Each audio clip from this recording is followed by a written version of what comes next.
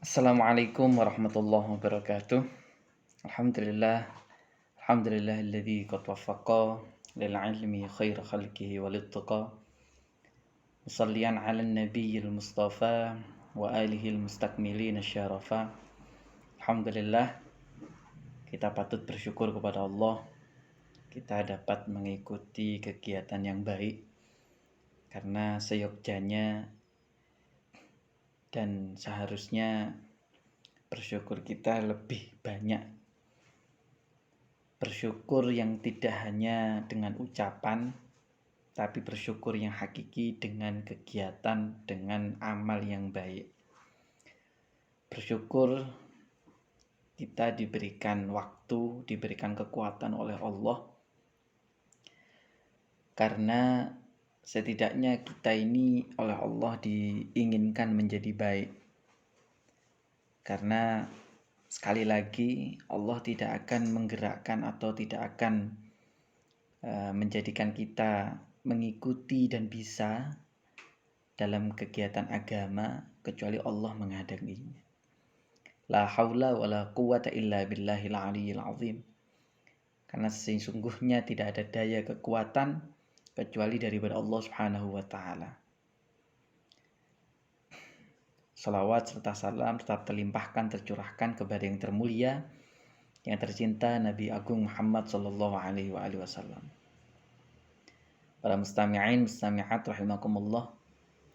Sebelum kita memulai kelas pada waktu ini, marilah kita bersama-sama membaca suratul Fatihah dengan harapan semoga Allah Subhanahu wa taala melimpahkan rahmat ridhonya sehingga kita dapat melaksanakan kegiatan sehari-hari, melaksanakan amanah ibadah kita, apapun itu, melaksanakan urusan kita, diberikan kemanfaatan, keberkahan, kesuksesan, kelancaran, zahir batin, fid din wad dunya wal akhirah. Ala mana wa salafuna salihin, biridullah bi syafaati Rasulillah sallallahu alaihi wasallam. Al-Fatihah.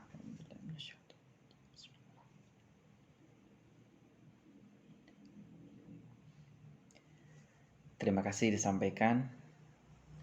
Marilah kita bersama-sama membaca sholawat Nuril Anwar. Allahumma sholli ala sayyidina Muhammad.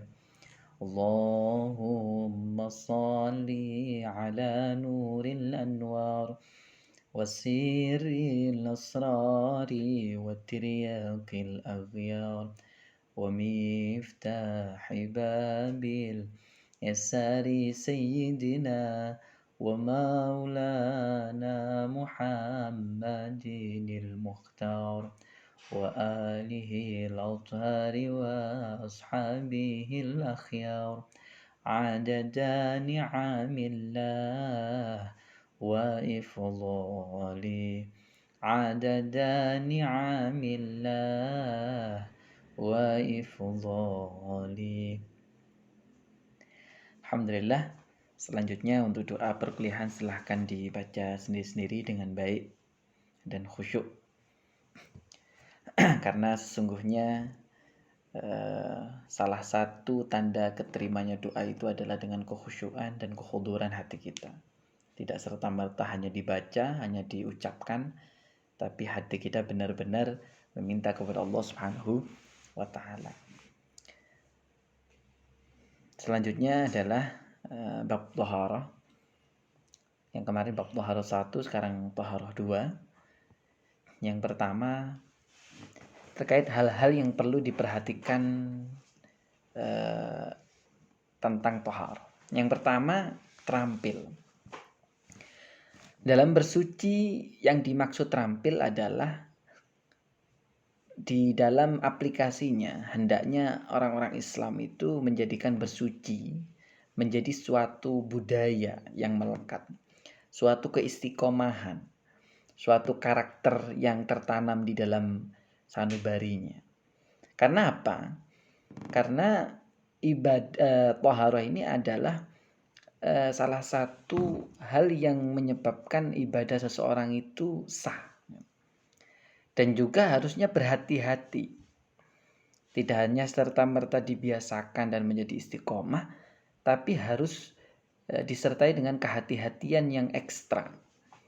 Karena kalau tidak benar bisa jadi toharoh tadi tidak sah dan tidak diakui atau tidak sempurna seperti itu. Yang akan mengakibatkan ibadah yang bersangkutan tidak diterima. Na'udzubillah min dzalik. Contoh wudhu. Wudhu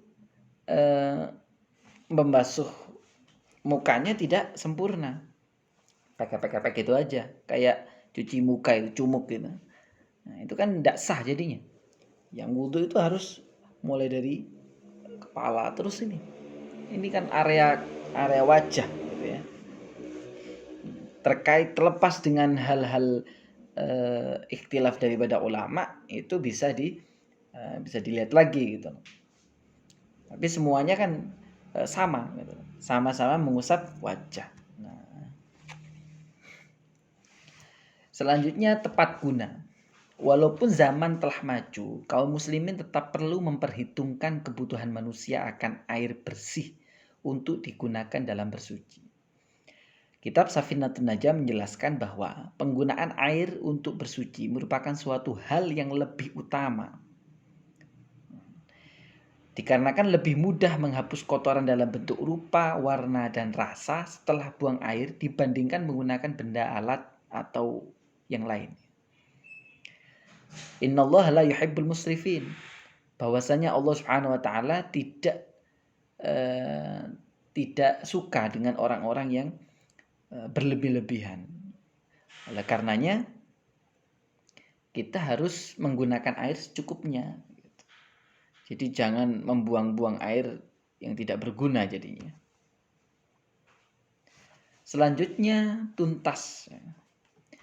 Dalam bersuci jangan terburu-buru beranjak setelah buang air besar ataupun kecil. Apabila terasa belum tuntas, seyogyanya dipastikan lagi apakah terdapat sisa kotoran yang masih ada dalam saluran pembuangan ataupun tidak. Karena apa? Ada kisah daripada Rasulullah SAW bahwasanya dahulu Rasulullah berjalan di samping kuburan dengan sahabat. Rasulullah setelah itu diam dan menangis. Rasulullah meminta sahabat untuk mencari pelepah kurma yang masih basah lalu ditancapkan di atas kuburan tadi. Rasulullah ditanyai, "Wahai Rasulullah, kenapa panjenengan menyuruh kami seperti itu?" Ya, karena dua orang ini yang di dalam kubur ini mereka disiksa. Yang satu ini karena adu domba, yang satu karena kebiasaan kalau kencing itu tidak selesai. Akhirnya sudah dibersihkan, disucikan, ternyata belum. Waktu dipakai ya biasanya kalau yang laki-laki itu sering seperti itu. Istibra harusnya. Apa istibra? Benar-benar mengeluarkan kotoran-kotoran yang masih berada di saluran pencernaan itu, yang saluran pembuangan, lalu mengurut kelaminnya itu. Setelah itu berdehem untuk memastikan keluarnya kotoran itu. Itu untuk mencegah hal-hal yang tidak diinginkan. Karena tadi disiksa oleh Allah dan akhirnya ditancapkan pelepah kurma yang masih basah. Nabi menyampaikan bahwasanya selama pelepah kurma itu masih basah, insya Allah orang tadi tidak akan disiksa oleh Allah. Nah, oleh karenanya kita harus berhati-hati terkait dengan taharah ini. Harus tuntas, bersih memang. Jadi jangan main-main. Apalagi yang langsung ujuk-ujuk di samping jalan gitu ya. Nah, itu kan harus hati-hati, benar-benar itu. Tempat yang sesuai ya. Dalam kitab Fathul Gharib menjelaskan bahwa terdapat beberapa tempat yang tidak diperkenankan dibuat sebagai tempat buang air, seperti lubang galian yang tidak difungsikan untuk penampungan ya. Ada galian tapi memang tidak difungsikan untuk pembuangan, ya jangan gitu. Ya mungkin saja galian itu untuk sesuatu yang lain begitu ya. Di bawah suatu pohon yang berbuah, nggak boleh. Ya efeknya nanti banyak itu. Di bawah suatu tempat yang digunakan untuk berteduh, nggak boleh. Akhirnya orang menempati di situ pesing atau bau yang tidak enak. nggak boleh. Tempat pada air yang menggenang nggak boleh. Karena kalau tidak mengalir kan bahaya gitu. Akhirnya jadi ya rusak air tadi gitu ya. Jenis toharoh. Toharoh dari kotoran dan toharoh dari hadat. Toharoh dari kotoran ya membersihkan diri daripada hal-hal yang najis. Kalau toharoh dari hadat membersihkan diri dari hadat. Contohnya toharoh dari hadat ini seperti wudhu ya, mandi besar maksud saya. Kalau hanya mandi kecek-kecek ya toharoh dari kotoran itu. Toharoh dari hadat besar ini harus benar-benar mandinya. Tidak serta-merta menyiramkan air saja gitu. Tapi meratakan air ke seluruh badan dengan niatnya.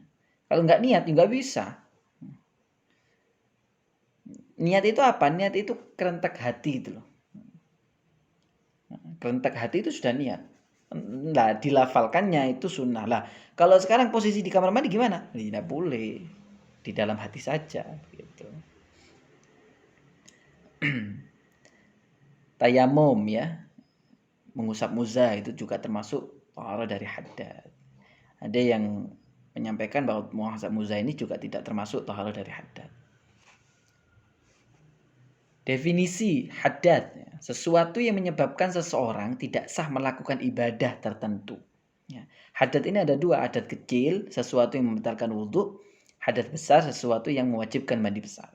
Hadat kecil ini membuang air kecil ya, kentut, ini menurut Imam Syafi'i. Hadat besar, ya junub ya, mengeluarkan mani, terus bersetubuh, apalagi nifas ya, melahirkan, ya banyak lah. Haid ya, itu hadat besar yang mewajibkan mandi. Najis, sesuatu yang datang baik dari dalam tubuh atau luar tubuh manusia yang dapat menjadikan tidak sahnya badan, pakaian, tempat untuk dipakai untuk ibadah. Sesuatu benda kotor menurut syara itu najis. Nah, najis ini apa saja? Termasuk bangkai kecuali bangkainya manusia, ikan dan belalang. Itu suci. Yang kedua darah, nanah, anjing ya, babi, minuman keras dan lain-lain. Minuman keras itu najis. Walaupun satu tetes, najis. Jadi jangan main-main dengan minuman keras. Apalagi ini minum, naudzubillah min dzalik. Semoga kita dijaga daripada hal-hal yang tidak baik ya. Amin. Macam-macam najis. Ini ada 3. Yang pertama, najis mukhaffafah atau najis ringan. Contohnya seperti air kencingnya bayi laki-laki yang belum genap 2 tahun dan minumnya hanya ASI daripada ibunya saja. Tidak dan makan minumnya hanya dari ASI saja, tidak dari yang lain. Itu kencingnya kencing ringan, najis ringan ya. Najis mukhaffafah. Cara membersihkannya hanya dicipratkan dengan air saja. Dipercikan air sudah selesai.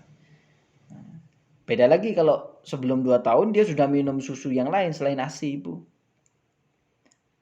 Atau minum apa, makan apa dan sebagainya enggak boleh itu. Itu jadi najis mutawassithah nanti. Nah, najis mutawassithah ini najis sedang. Dibagi menjadi 2. Ada hukmiyah, ada ininya. Hukmiyah itu najis yang sudah tidak kelihatan bentuknya, tapi mungkin bisa bau ya. Ada yang menurut ulama bentuk, bau sama rasanya sudah hilang gitu. Ada yang bilang seperti itu. Pada intinya ya sudah nggak kelihatan gitu loh. Kencingnya kucing yang sudah tadi kelihatan dulunya di sini tapi belum pernah dibersihkan. Caranya gimana? Caranya tinggal dialirkan air saja. Kalau masih ada bentuknya, baunya, rasanya, nah itu namanya najis ainiyah. Dan itu harus dibersihkan semua dulu. Dibersihkan bentuknya, dibersihkan warnanya, dibersihkan rasanya. Saya ya sudah nggak perlu dijilat ya, hanya perlu di insting saja lah. Najis mughalladhah, ini najisnya najis air liurnya anjing. Caranya bagaimana? Caranya dibersihkan dengan air ya 7 kali, salah satunya dengan tanah atau debu gitu. Ada juga najis yang dimakfu. Apa saja? Najis bangkai hewan yang tidak mengalir darahnya, atau darah yang sedikit, nanah yang sedikit, itu dimakfu. Sedikit yang dalam artian sedikit ya, enggak darah yang mengalir banyak begitu. Khuf, muzah sekarang. Khuf itu apa sih? Adalah alas kaki dari kulit yang menutupi mata kaki. Dan semuanya ya, kaki itu. Terus sepatu. Syarat diperbolehkannya untuk yang mau mengusap sepatu saat wudhu, syaratnya harus sudah dalam kondisi suci sempurna saat memakai sepatunya itu. Jadi sudah punya wudhu dulu, sudah suci dulu begitu. Kalau mau memakai itu, sudah keadaan suci baru dipakai. Kalau belum suci, pakai dan wudhu terus hanya ngusap, tidak sah. Hukum asalnya adalah boleh. Tapi menurut para ulama dikatakan lebih afdol menyiram air gitu. Tapi menurut ulama yang lain lebih afdol mengikuti rukhsah yang diberikan oleh Allah Subhanahu wa taala. Karena Allah Subhanahu wa taala mencintai hamba-hambanya yang melaksanakan rukhsah daripada Allah Subhanahu wa taala gitu. Ini menurut Imam Malik seperti itu. Menurut Imam Syafi'i ya boleh saja. Tata cara penggunaan dan hikmahnya. Ketika berwudu, bagian khuf yang diusap adalah bagian punggungnya saja. Diusap saja, bukan disiram ya. Batasan waktu penggunaannya, musafir 3 hari 3 malam, yang mukim sehari semalam. Hikmahnya adalah untuk mendatangkan kemudahan dan keringanan bagi orang Islam. Kenapa ya? Mungkin di tempat-tempat yang dingin atau di tempat-tempat yang panas itu kan sangat kesulitan sekali ya. Kalau terkena air itu, karena bisa kedinginan. Beberapa orang kalau waktu kedinginan itu kaki terkena air itu bisa menyebabkan demam itu. Ada kasusnya. Perkara yang membatalkan muzah atau khuf tadi, junub atau perkara yang mewajibkan mandi. 2 melepasnya. 3 habis masa waktunya. Yang selanjutnya adalah bab 6 terkait dengan sholat. Ini akan membahas definisi, hukum, hikmah, keutamaan, pembagian. Nanti di selanjutnya ada rukun, syarat-syarat syah ya. Dipecah benar-benar bagaimana niat itu, bagaimana tumakninah itu, bagaimana rukun yang ini, rukun yang itu, semuanya dipecah. Nanti untuk sementara ini dulu. Definisi sekarang. Salat secara bahasa mempunyai arti doa. As-shalah hiya du'a wa du'a huwa shalah. Sedangkan menurut syara atau ahli fikih adalah sesuatu pekerjaan yang diawali dengan takbir dan diakhiri dengan salam. Itu adalah sholat. Banyak sekali di antara kita biasanya itu nggak tahu gitu. Kita ngerjakan sholat setiap hari aja 5 waktu. Tapi ditanya apa sih sholat itu? Nggak tahu. Banyak orang yang nggak tahu. Ini definisinya.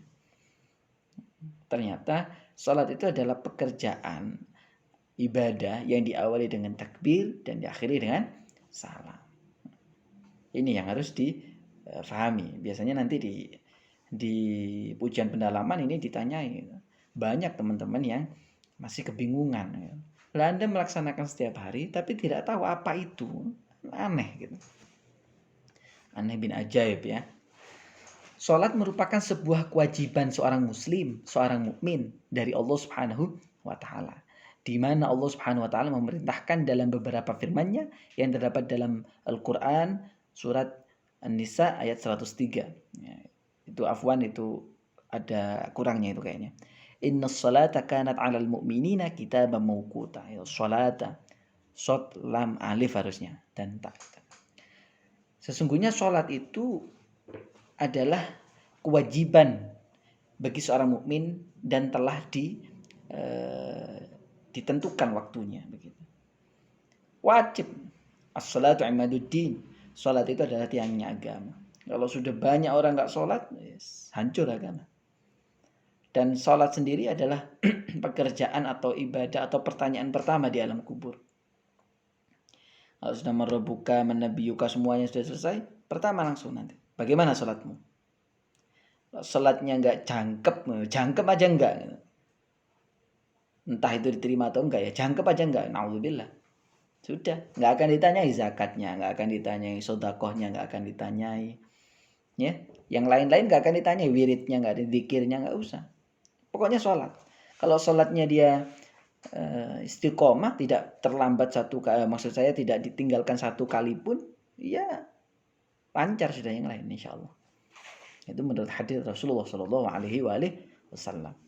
Hikmah sholat, di antara hikmah sholat adalah sholat yaitu untuk membuat suci jiwa, ya, dan sebagai bentuk munajat seorang hamba kepada Allah Subhanahu Wa Taala saat di dunia dan di akhirat. Otomatis kalau orang sholat itu tanha anil fakhsyai wal munkar. Inna salata tanha anil fakhsyai wal munkar. Bahwasanya sholat itu akan menjauhkan seseorang, mencegah daripada hal-hal yang buruk dan keji. Dijaga oleh Allah. Keutamaan sholat yang pertama, ya, Rasulullah Imaduddin. Sholat itu adalah tiangnya agama, pokok syariat. Kalau sudah sholat itu nggak ditegakkan, ya sudah, syariat itu akan hancur. Pembeda antara yang taat dan tidak. Yang sholat berarti taat, yang nggak sholat ya nggak taat berarti. Kan jelas sudah. 3, pembersih daripada dosa. Ada sebuah hadits Rasulullah SAW bahwasanya orang yang sholat itu dengan wudhu yang sempurna, dengan pelaksanaan yang sempurna, ya, dengan sholat yang benar-benar khusyuk khudur kepada Allah, itu akan membuat pelebur kafarat daripada dosa-dosa, hilang dosa-dosa itu, rontok. Hadits Rasulullah SAW. Yang keempat, masuk dalam perlindungan Allah. Orang yang beribadah kepada Allah, Allah akan berikan dia perlindungan. Dari mana? Dari godaan syaitan, dari azabnya Allah Subhanahu Wa Taala, dari bala-bala. Akan dihindarkan oleh Allah Subhanahu Wa Taala. Selanjutnya adalah pembagian sholat. Ada berapa sih sholat itu? Pembagiannya, gitu ya. Ada 3 secara umum, menurut sifatnya. Yang pertama, sholat wajib atau maktubah. Zuhur, asar, maghrib, isya, subuh, gitu ya. Itu adalah sholat maktubah, sholat yang diwajibkan, fardhu ain. Yang kedua, sholat sunnah. Sholat sunnah ini dibagi lagi. Ada sholat sunnah muakkadah, ada sholat sunnah ghairu muakkadah. Sholat sunnah muakkadah ini seperti apa? Nah, seperti sholat witir, ya, seperti sholat id, itu sholat muakkadah. Sholat sunnah ghairu muakkadah seperti sholat duha, ya, sholat tahiyatul masjid, itu sholat ghairu muakkadah. Yang terakhir sholat nafil, sholat sunnah nafil mutlak, yang sholat sunnah yang bukan muakkadah dan bukan ghairu muakkadah. Sholat mutlak ini bisa dikatakan sholat yang tidak ada waktunya, ya, tidak ada waktunya, dan tidak ada syarat ketentuan yang mewajibkan. Kalau sholat duha itu kan ada syarat ketentuannya, waktunya, ya, beberapa rakaatnya, begitu. Begitu juga dengan sholat tahiyatul masjid. Adanya sholat tahiyatul masjid itu karena dia masuk dalam masjid, gitu ya. Terus lisyukril wudu, dia karena setelah wudu. Kalau sholat nafil ini bukan yang kedua-duanya, gitu.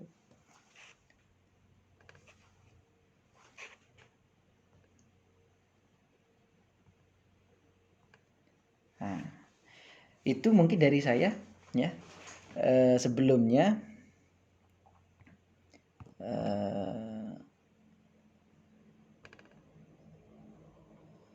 ada hal yang perlu diperhatikan setelah materi itu. Minggu depan mulai penjelasan yang terbaru atau materi yang selanjutnya, ya. Karena di reguler B ini tidak ada ujian tengah semester. Oleh karenanya untuk minggu depan dipersiapkan kelompok yang pertama lagi dan kelompok yang kedua presentasi materi selanjutnya. Jadi silahkan dibuat video yang kedua. dibuat video yang kedua sama seperti yang pertama, cuman materinya berbeda. Bisa dilihat di RPS yang sudah saya share. Kelompok pertama puasa 1, kelompok kedua puasa 2, ya. Kelompok ketiga zakat 1, kelompok keempat zakat 2. Subbabnya sudah saya share, sudah saya bagi. Kelompok 5-6 haji umroh 1 dan haji umroh 2. Silakan dibuat videonya dan dikerjakan. Dan juga setelah itu, ini kan terkait dengan toharoh ya. Saya ada oleh-oleh lagi sebagai juga nanti tambahan penilaian. Tugasnya adalah saya mohon Anda semua bisa membuat mind mapping. Mind map atau peta konsep dari toharoh. Jadi coba dibuat toharoh ya, definisinya, pembagiannya ya, hikmahnya, manfaatnya, terus tujuannya, implementasi dari toharoh, dan sudah ya hal-hal yang sudah saya sampaikan tadi. Coba dibuat, semakin banyak semakin bagus dan tidak ribet gitu loh. Cuman bisa dipahami dengan baik. Nanti mind map itu dibuat individu ya, boleh terserah Anda mau membuat mind map itu dari apapun, dari Word ya, dari Excel, dari PPT, atau mau dari tulisan terus difoto. Kok pada intinya tugasnya silahkan diupload di feed Instagram kelasnya. Kapan maksimal? Maksimal 2 minggu ke depan. Kalau untuk yang presentasi ini khusus untuk kelompok 1 dan kelompok 2 minggu, maksudnya pertemuan depan sudah harus semua gitu loh. Ya, pertemuan depan semua kelompok harus selesai. Untuk yang jadi untuk ini kan 2 minggu sekali ya. Pertemuan selanjutnya semua kelompok sudah harus buat video presentasi ya. Yang pertama, yang kedua oleh-oleh untuk per individu mind map itu tentang toharoh dikumpulkan 3 minggu dari sekarang. 3 minggu dari sekarang ya. Jadi sekitar Desember kayaknya. Nah itu diupload di Instagram. Semuanya diupload di Instagram. Yang presentasi juga diupload. Yang mind map juga diupload. Kalau mind map ini tugasnya individu. Jangan lupa nanti cantumkan nama, NPM, tugas mind map seperti itu. Mungkin itu cukup dari saya. Terima kasih. Saya mohon maaf jika ada salah. Semoga Anda semua sehat, Anda semua diberkahi dan diridhoi oleh Allah Subhanahu wa taala. Doakan saya semoga semuanya lancar ya. Terima kasih. Saya mohon maaf. Alhamdulillah wa naqsulana la'afu minkum. Wallahul muwaffiq ila aqwamit thariq. Wassalamualaikum warahmatullahi wabarakatuh.